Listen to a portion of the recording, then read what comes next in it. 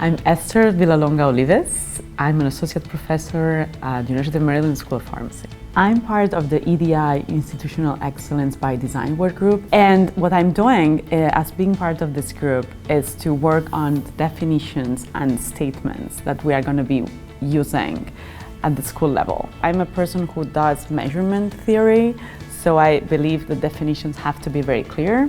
And when we started developing these definitions as part of the EDI committee, I remember I said, well, we need to be very inclusive. This is about inclusion and diversity, right? So I believe it's very important to run some qualitative focus groups in order to give voice to members of the school in order to develop this type of definitions, which I believe are going to be like the base of what we are going to do next.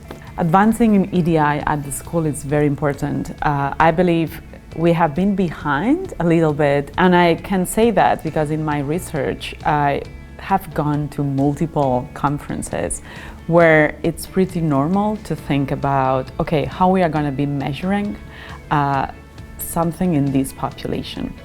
But the problem is that sometimes the people who develop the measures are not even thinking about how diverse the population we are measuring is.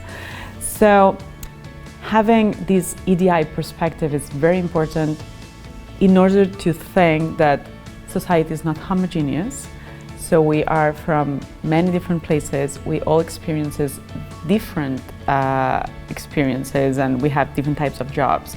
And some people do have more problems and less opportunities. So in my type of research, it's very important, for example, to think about, am I including enough people from a variety of backgrounds with diverse backgrounds really to be able to use my tools? Maybe not. So we have been behind in this science, but I'm very happy to see that these things are changing. Now we all talk about diversity, we all talk about inclusion of different populations, and this is crucial because the tools we develop or the measurements we have, the data we get, sometimes are not diverse enough. So recently I went to a conference where we're talking about how important it is to have diversity in clinical trials and how difficult it is to achieve that, and the importance of addressing this. So this is just an example, but it can be applied to multiple aspects of what we do. The future of EDI in, let's say, 5 years, I think it's that we are going to be very comfortable with thinking about how important is the equity, the diversity, and the inclusion of people.